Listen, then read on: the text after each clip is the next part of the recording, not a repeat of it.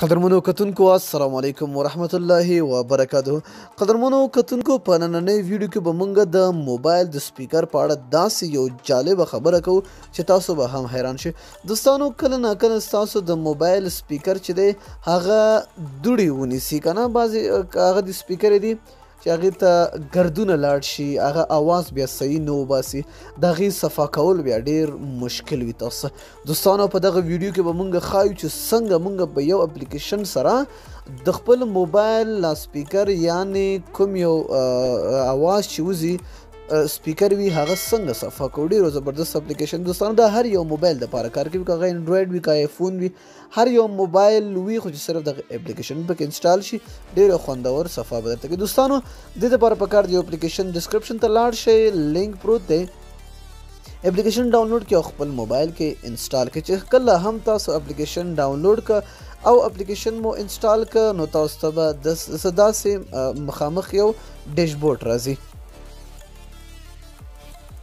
دوستانو دلته وګورئ، دلته لیکلي دي سټارټ کلینر. ګورئ دلته آټو موډ، چې کله هم تاسو په دې سټارټ کلینر باندې کلیک وکړئ نو دوستانو تاسو سپیکر به اتومیټیکلي صفا کېږي. ګورئ ورته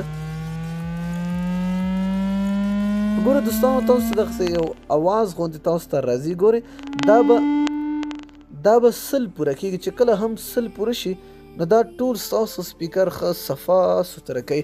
ګورئ دوستانو دا پرېږدئ چې 100 پورې وشي، نو که زه اوس انتظار ورته کوم دا ټایم نیسي نو دا 100 پورې تاسو پرېږدئ.